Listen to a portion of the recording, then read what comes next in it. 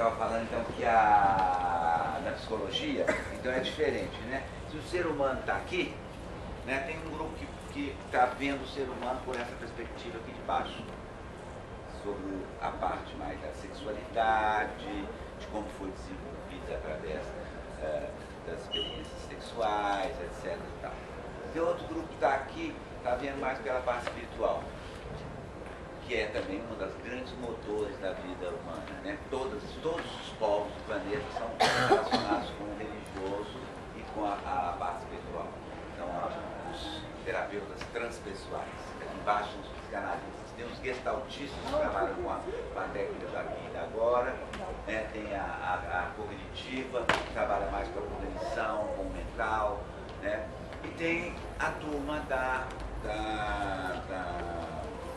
abordagens corporais que começaram a se desenvolver a partir de Freud, né? Na realidade, a psicologia moderna ela nasceu no final do século passado, quando Freud e vários outros seus pensadores, médicos e cientistas estavam tentando entender como funcionava o aparelho. Então eles estavam tentando ver como que era isso. Logicamente, as primeiras observações foram feitas em cima da patologia. No século XIX, uma doença que estava em moda era a histeria. Né? Então, muitas, principalmente as mulheres, eram cometidas dessa síndrome, né? E foram observar, era todo de origem sexual, repressão sexual, principalmente no século muito vitoriano, onde toda a sexualidade, toda a espontaneidade era muito reprimida em função do modelo da rainha Virgem, né? A rainha Vitória, que era um modelo então vigente na Europa. Né? Então, a partir das observações, né, e da síndrome da histeria, é que eles começaram a montar uma ideia de como funcionava o aparelho psíquico. Tá?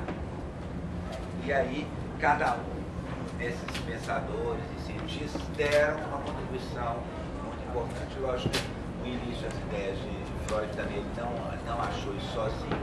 Ele estudou na França, no primeiro hospital psiquiátrico que teve no mundo, foi a La Salpêtrière, em Paris, que foi fundada em 1680 por Luís XVI. Não, 1780 por Luís XVI.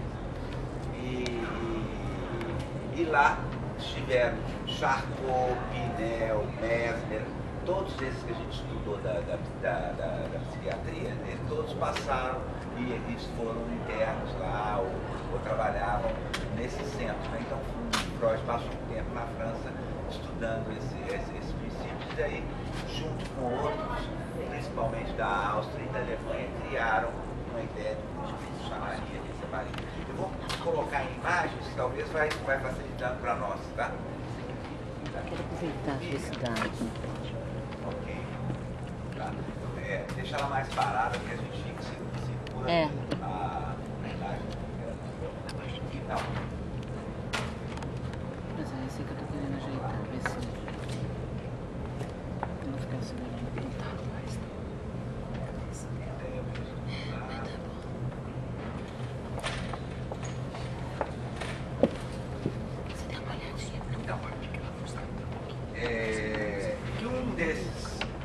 Desses discípulos de Freud, não eram discípulos, eram colaboradores, era o William Reich, que era atrapalhando, médico, né? O William Reich foi uma pessoa muito importante do século XX, talvez uma das eminências mais importantes do século XX. Ele era de origem de Berlim e William Reich ajudou a montar toda a psicanálise, mas depois ele fez uma grande dissidência com Freud, né? Porque Freud insistia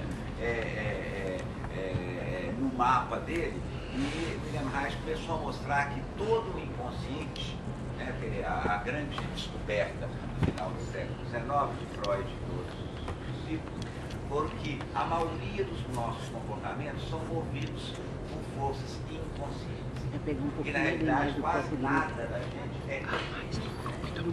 Força inconsciente da nossa história pessoal, de como nós montamos o nosso ego, e também de outras forças mais profundas ainda, da cultura, da família, etc. E tal. Então cada um desses partiu para o lado. E William Reich mostrou que o inconsciente estava na cara, ou melhor, está no corpo. Toda a nossa história, como que nós introjetamos, lidamos, desenvolvemos, fomos satisfeitos ou não pelo ambiente infantil, está escrito na maneira da gente ser. Né? Então você vê pessoa, e ele chamou isso de caráter, né? E desenvolveu um grande tratado chamado Análise de Caráter. Então a diferença que faz de Freud para Reich é que Reich vai mostrar aonde está o inconsciente e Freud ficou mais num estudo mais teórico mental. Né? E William Reich foi muito maravilhoso, porque nos anos 20 ele fez a maior proposta em Berlim, depois na Áustria. Né?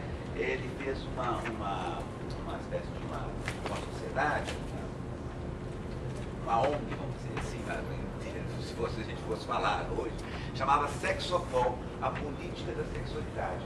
Ele foi separar a sexualidade de religião e até da própria ciência. Né? Mas principalmente separando os conceitos de sexualidade de religião, de política. Né? E ele observou que todos os grandes regimes ditatoriais e as religiões ditatoriais sempre faziam o quê? Faziam proibições em cima do seu corpo. Isso pode, isso não pode, isso é pecado, isso não é pecado. Coisa que isso não acontece no sistema tribal. Né? Com os africanos, com os índios, com grande parte dos orientais, né? com os povos da América Central e América do Sul. Então, toda essa. E nesses povos, depois eles começaram a estudar, principalmente com a ajuda de uma grande antropóloga, que foi a Margaret Mead. Né? Margaret Mead também foi uma pessoa fantástica. Ela mostrou que toda a teoria freudiana ela só podia ser lida ali na sociedade burguesa europeia ocidental. Ela não podia ser lida nos povos. Não era universal. Porque ela foi estudar os polinésios, os índios, os africanos, e viu que aqueles princípios eles eram bem ali restritos àquele mundo burguês europeu, principalmente alemão, né? Do século XIX e do início do século XX. Não poderia ser extrapolado, porque aqueles princípios ela não verificou aquilo nas sociedades primitivas. Né? Então ela nos garantiu, né? A antropologia nos garante uma série de coisas quando vai estudar a coisa na origem. Né? Então, na origem, nenhuma das culturas mais primitivas mistura a sexualidade com a religião. E a sexualidade é vivida de uma maneira natural. Então nós não temos na nossa cultura, que tem 2000 anos de um cristianismo ditatorial, guerras, ditaduras, impérios, né? Que vão dar o conceito até para nós do que é certo, do que é errado. Nas culturas primitivas não existe neurose e tem quase nenhuma psicose. Então, como nós, quando vamos referenciar o que é normal dentro da psicologia, nós vamos à antropologia. Porque a gente não tem uma ideia do que é normal. Porque a própria psicologia, começou sendo estudada por uma anormalidade, mas não se colocou, não tinha um parâmetro que seja normal. Então, como a ciência é feita dessa forma. Né? Logicamente, também Freud, como ele era de origem judaica, ele também quis ser um pouco Moisés. Os Dom também fez a mesma coisa, o Dom da tábua da lei. Né? Ele foi o patriarca. Né? E quem entrava em desacordo com ele, ele mandava fora da sociedade de canadismo. E isso foi muito chato, porque esse grupo se desagregou nos anos 20. Jung foi para um lado, Freud foi para o outro, Adler foi para o outro, Otto Hahn foi para o outro. Cada um também criou uma escola. Mas eu acho que isso também tem a ver com a própria história da humanidade como si, né? Porque a história da humanidade toda é uma grande mentira, porque ela foi toda escrita em cima de quem vence. Poder. Se você for olhar a história só é contada de quem ganhou e quem perdeu. Como é que é a história vista pelos japoneses? Como é que é a história vista pelos alemães? Lógico, eles tiveram desmanchado né, a história dos alemães para eles mesmos e tiveram que se render a uma outra história. Então, toda a história foi feita assim, desde o início, né, depois com os grandes impérios, o Império Grego, o Império Romano, o Império Bizantino, toda aí foi, toda sempre escrita em cima do poder. Né? Freud repete a mesma coisa, ele se torna poderoso quando ele fala, eu sou o dono desse saber, e pronto, ou segue assim, ou vocês estão fora. Mas isso não perdeu o que grandes pessoas e cientistas fizeram. Então, de Reich, que teve uma eminência enorme nos anos 20, 30 até os anos 50, derivou uma ciência chamada análise bioenergética, que ela teve uma grande expressão Alexander Lowen, que foi aluno de Reich nos anos 40, nos anos 50, né? E aí ele desenvolveu toda uma escola onde ele deu uma peneirada, como o Reich ficou o tempo todo muito ligado às lutas políticas, e as lutas políticas também dentro da própria psicanálise, a obra de Reich ela é meio pesada, até de ler, você vai ler a Nada do Caráter, é duro, porque é uma luta o tempo todo, né? Ele tentando provar um monte de coisas, mas estava tentando provar tanto para a sociedade psicanalista, tanto para a sociedade científica da época. Né? Então, e Lowen veio ter uma peneirada nisso e ficou com os princípios mais essenciais. E desenvolveu essa ciência chamada análise bioenergética, que é uma maneira de compreender a personalidade em função do corpo e dos seus processos energéticos. Também é uma forma de terapia que combina o trabalho corporal com o da mente, incluindo procedimentos de manipulação como exercícios especiais para ajudar as pessoas a compreenderem seus problemas emocionais e concretizarem o mais que puderem seu potencial para prazer e alegria de vida. Então esse é o princípio básico que Lowen passou.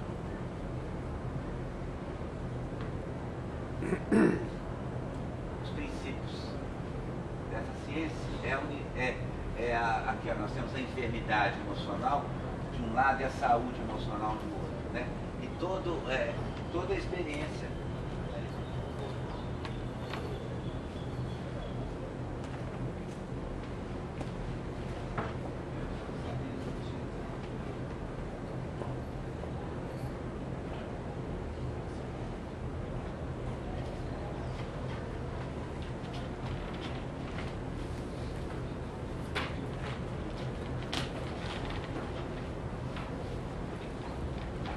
quanto mais. O que é a realidade? A realidade é o corpo com os sentimentos e as emoções. Mas a gente é um ser extremamente paradoxal, porque nós temos vários corpos, né? Todas as grandes culturas da humanidade, o taoísmo, o hinduísmo, o xamanismo, os vários tipos de xamanismo, tanto também tolteca, olmeca, maia, a religião de Yoruba, a cultura de Yoruba da África, todos falam desses corpos, os 7 corpos que nós temos. E esses 7 corpos, na realidade, hoje a física quântica e a física vem mostrar isso. Porque na realidade, cada átomo tem 7 níveis de elétron. E cada elétron vibra numa frequência. Quanto mais próximo do núcleo, mais rápido ele está girando. Quanto mais longe, mais rápido. E tem elétrons que não pertencem ao átomo, que eles ficam ligados ao todo. Quando eles começaram a estudar o comportamento das partículas subatômicas. Então, se em cada tijolinho que constrói o nosso ser é assim, todo ser é assim. Então, você vê na medicina ayurvédica, que é o sistema mais antigo escrito sobre medicina, né? Que vem dos Vedas há 10.000 anos atrás. Quer dizer, você tem que lembrar sempre, gente, que a nossa medicina aqui ainda é a mínima. Um quarto da humanidade só que usa essa medicina bioquímica, porque o resto, 3/4 da humanidade se tratam com medicina chinesa, medicina ayurvédica e medicina xamânica. Lógico, a grande a grande contribuição, grandes contribuições que o pensamento científico ocidental, que é pequeno na realidade, e é bem recente, ele não tem 400 anos, e que, por sinal, veio das tradições da alquimia, né? As primeiras ciências eram os alquimistas, que eram todos mais ou menos escondidos, porque não existia uma ciência oficializada dentro de centros universitários, mas tudo isso que deu a base para essa ciência que nós vivemos aqui. Inclusive o pai da medicina, quem é? Esculápio. Quem era Esculápio? Esculápio era um Asclepion, tinha uma Asclepia, né? Eu fui lá na Grécia, visitei as grandes Asclépias, fui a Delfos, fui a Epidaurus, fui a Kos, né? E lá eu fiz muitas meditações, muitas experiências para ler no ar o que é que acontecia lá. Lá eram centros de cura, né? A primeira ideia, vamos dizer assim, de hospital ou de um centro de cura, ou o que hoje a gente chama hoje de um spa. Geralmente eram centros termais, com águas termais, e você chegava lá, tinha uma construção de um lado, com o templo de Dionísio. Você tinha que oferecer uma oferenda. Dionísio era o quê? Era o deus do prazer e dos desejos, né? Então você fazia uma oferenda, e do lado de cá seria no centro do templo de Apolo, o deus da ciência, da beleza e dos conhecimentos, né? Depois que você chegava lá, aí você ia tomar uma série de banhos, né? E à noite todo mundo entrava num grande salão, botava uma túnica branca e tomava uma bebida, que lembra muito o que hoje tem aqui no Brasil, o Santo Daime ou Ayahuasca. Mas essa bebida se chamava Eleusis, o mistério de Eleusis. Platão, Aristóteles, Sócrates, todos tomaram de Eleusis. Tomava-se Eleusis junto com os sacerdotes e as pitonisas, e ali, durante a viagem, Eleusis era uma substância psicoativa que abria o campo da consciência. E as pessoas eram levadas a ver como elas fizeram a doença no corpo delas. Como e o porquê. Os sacerdotes ajudavam a decodificar a viagem. No outro dia, né, alguns sacerdotes faziam remédios, né? Eram substâncias para remediar as situações que estavam muito agravadas. Iam nos jardins, em espécie de horto, iam lá, conversavam com determinadas plantas, e olha, essa planta aqui, essa vai ser boa para você que você está mal com o fígado, você vai tomar um macerado disso. Essa aqui para você que está ruim do rim. Ou faziam determinados compostos e as pessoas ficavam tratando ali. Além disso, todos esses lugares tinham um grande anfiteatro grego, onde as pessoas faziam uma coisa muito parecida com o que hoje a gente tem como psicodrama e como que vocês vão ver aqui mais tarde comigo, as constelações familiares. Não só tinha um teatro grego clássico, mas tinha também um psicodrama, onde as pessoas iam representar as situações dramáticas da vida dela, com auxílio de terapeutas. Este que foi o pai da medicina, Esculápio, era um sacerdote de um templo desse, do templo de Kos, na ilha de Kos, na Grécia. Então, esta é a história da nossa medicina, que nega as raízes, infelizmente. Qualquer coisa que saia da caixinha preta, do visível, tangível e mensurável, não é válido. Mas a maioria de nós, né, a maioria do nosso ser, ela é invisível. Você está vendo minhas emoções? Você não está vendo as minhas emoções, mas você saca um pouco pelo meu olho, pelo meu sorriso, pelo meu jeito. Você está vendo meus pensamentos? Ah, não, o Regis pensa assim, ele é muito lógico, ele é desse jeito. Mas você não está vendo, você não está pegando nada disso. Você está vendo a minha espiritualidade? Não está. Está e não está, porque o corpo, esse corpo final que vocês estão vendo aqui, o corpo físico, ele reflete todos os outros 7 corpos. Então você vai ver na medicina ayurvédica, começa descrevendo centros de força e os centros de consciência que tem no corpo, que são chamados chakras, né? E como que cada chakra coordena através das glândulas os órgãos. Aí a medicina chinesa vai um pouco mais além. Como que a energia da vida e a energia divina circula no corpo através de canais chamados meridianos.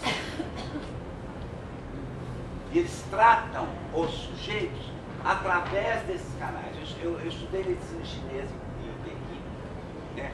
Fiquei interno no hospital de 10 andares, só usavam da nossa medicina 5%, um pouco dos antibióticos, um pouco. O resto, tudo deles. Inclusive eu vi transplante de coração, neurocirurgia, parte, tudo feito e anestesiado, ligado com a medicina tradicional, com agulhas, com erva. Então, é um negócio espetacular. Inclusive, nos últimos andares, né, dos hospitais, tem sempre um médico chamado Médico Deus, que é um velhinho que ele trata as pessoas com uma técnica chamada Qigong, só com um toque. Levanta a gente da cama assim, ó, só à distância com um toque. Não é para fazer bonito e gracinha, não. Está tratando com uma técnica que a gente desconhece, e é só poucos lá que conhecem, para ativar determinados corpos que desconectam do corpo físico. Eu lembro que eu vi 2 ou 3 vezes desses médicos, eu só chegava na aula e chorava o tempo todo, porque era tão sagrado, tão forte aquilo, que eu não tinha visto aquilo na minha vida. Quer dizer, tinha visto, já vi um pouco em Centro Espírita, eu acompanhei muito o Zezinho lá em Belo Horizonte, estive lá na Badiana, fiz muitos nesses trabalhos da medicina mais mediúnica, mas aquilo ali era impressionante. Feito no hospital com um médico que era mais ou menos o patrono do hospital. Todo mundo ia perguntar as grandes dificuldades a esse tipo de médico. É um médico que tinha, geralmente eram os mais velhos, já tinham 80, 90 anos, e eles estavam lá tratando alguns pacientes só com o pão, assim, à distância. E a China é um país que tem um grande índice de longevidade, talvez um dos maiores do planeta, e uma qualidade de vida muito grande, porque lá eles trabalham o tempo todo com a prevenção. Eu achava estranho, qualquer gripezinha, todo mundo vai no hospital. Mas tem um hospital em cada bairro. Então o cara estava gripado, chegava lá, tomava cultura, fazia roxa, então não deixava abrir. Eu fui no inverno, peguei janeiro, fevereiro, março, então aquelas problemas da higiene, né? Vento que passava aqui, vento total, então só nesses casos mais graves, mas todo mundo frequenta o hospital como vai na padaria. Porque eles fazem a manutenção. E na época que eu fui, ainda eu vi isso. Nós fomos na casa de um médico. Quando você tem muita gente adoecida no seu quarteirão, eles colocam uma bandeira na porta da casa do médico. É uma vergonha isso, porque o médico está deixando muita gente adoecida. Chocado, mas é assim, entendeu? Quer dizer, aquele médico está deixando muita gente adoecer. Entendeu? Quando não tem bandeira nenhuma, está ótimo, porque ele está mantendo todo mundo daquele quarteirão com a saúde, né? Não, em cada bairro tem hospital. Tem postos e tem a casa do médico. E na casa do médico, que é a casa que é colocada, quando tem muita gente doente, chamar uma bandeira na casa dele. Esse médico está. Mas também não é visto assim com preconceito, não. Porque esse médico está mudando de gente doente naquela área. Mas né, sem não tem uma acusação. Mas assim, eles têm um tipo de orgulho, um tipo de. É mais a função, eu entendo que eu já vi várias vezes a respeito, é mais a função do papel do médico para aquele grupo comunitário menor. É que a gente se associa muito à função do centro de saúde do posto. Exatamente. Mas é uma chamada ao papel daquele profissional, daquela comunidade, a gente chama comunidade circunscrita daquele grupo. Porque na China eles têm um tipo de orgulho diferente que a gente tem aqui. Você andava com essa calça lá, o cara parava na rua assim, olha sua calça. Nós vamos fazer igual ou melhor. Vai levar nossos. Então, eles têm um orgulho de fazer igual ou melhor. por isso que a China hoje é o que é. Isso eu estou falando da China de 1990. Ainda tinha grande parte da população usava uniforme. Né? Então, a primeira vez que eu fui na China foi em 80. Costeiro no Japão, budista, e passei um pequeno período na China. Todo mundo era de uniforme. Aí depois já tem isso. Agora hoje a China já é o que é. Né? Então vamos continuar lá. Pegando aqui, na nossa ciência aqui, a saúde emocional está relacionada com o que a gente chama de normal. Né? E a enfermidade emocional está indo para lá, quando a gente está dissociado. E a sequência das patologias são sempre assim. A neurose, a esquizotia e a esquizofrenia. Né? A neurose caracteriza pelo conflito. Pessoas conflitantes entre o que ela é realmente e a imagem que ela quer produzir para o mundo. Então a grande parte da população é neurótica mesmo. Né? Está sempre em conflito. O que ela é e a carinha bonitinha que ela tem que mostrar para o papai, para a mamãe, para o vizinho, para a sociedade, para não sei o quê. Isso é a neurose básica de todo mundo. A esquizodia já entrou um pouco mais fundo. Significa negação. Esquizo significa partido. Né? Existe uma parte que nega a sexualidade, nega os desejos, nega. E isso mostra uma coisa. E a esquizofrenia já é a ruptura. A pessoa fica mais no mundo mental e é desconectada da sua realidade biológica. Então essa que é a verdade da patologia.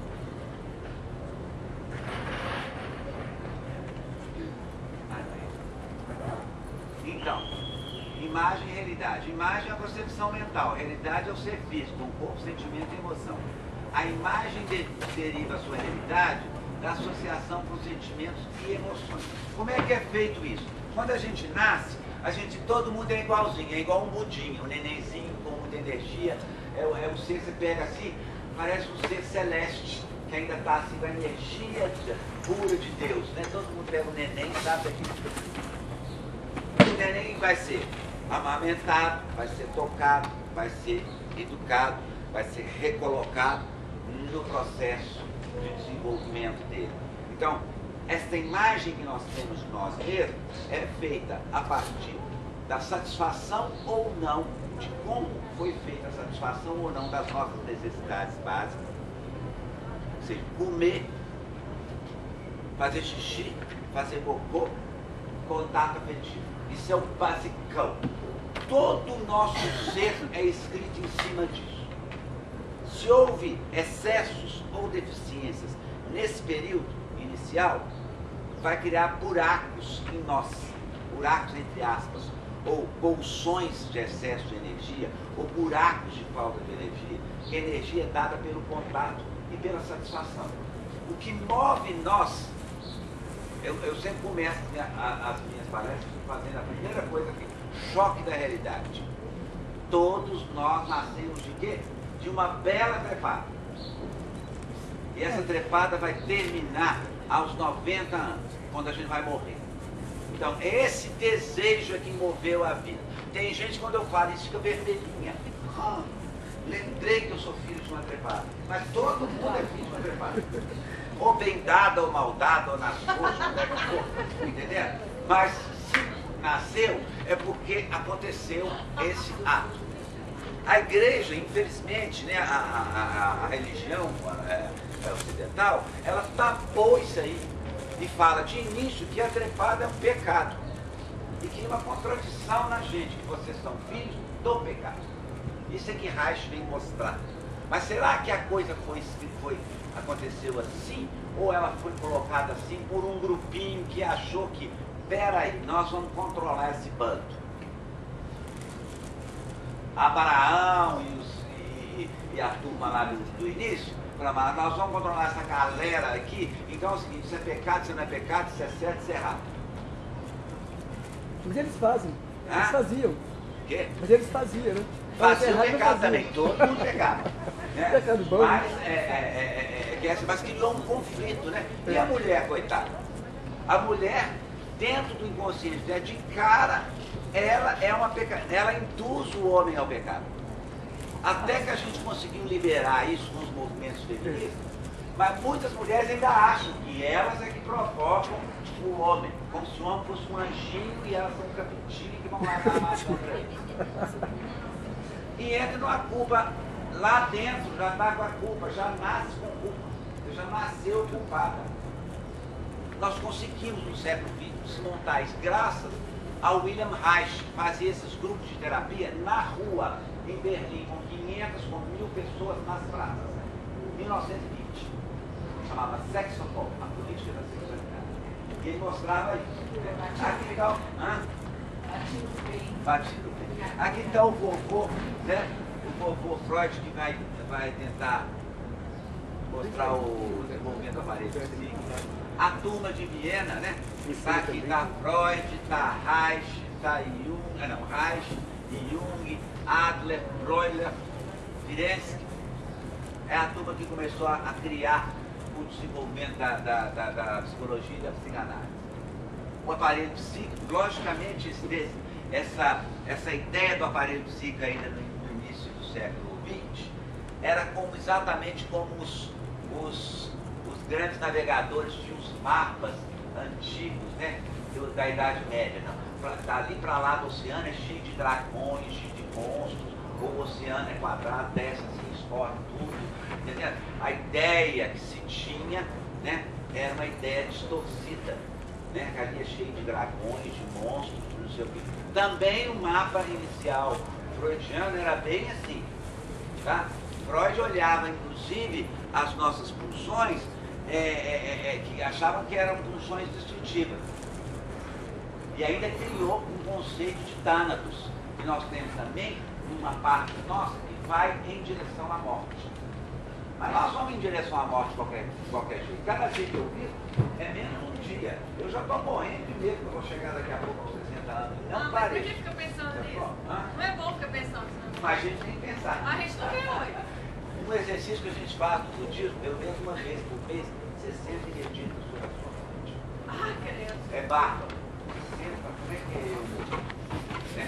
Eu morrer, né? Você vai treinando, porque um outro vai passar em cima de você treina sobre isso. Tá bem, então o aparelho psíquico era mais ou menos envolvido nessa ideia aqui. A base dele ele chamou de id, que seria os impulsos, os desejos, né? As pulsões. O ego, esse impulso, desejos e pulsões no ambiente, né? E o próprio ambiente, que ele chamou de superego, que são as forças da cultura moderadora, onde estão os conceitos, as crenças, os valores. Então, este vetor funciona assim, ó, mais ou menos dentro do aparelho.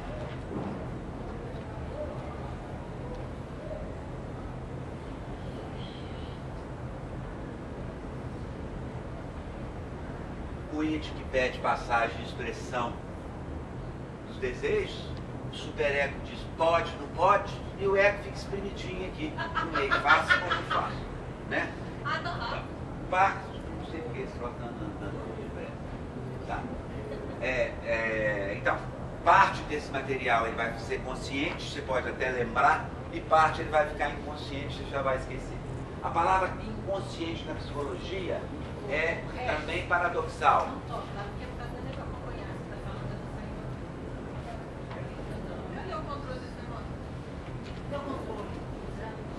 Não, não tem controle nenhum, velho.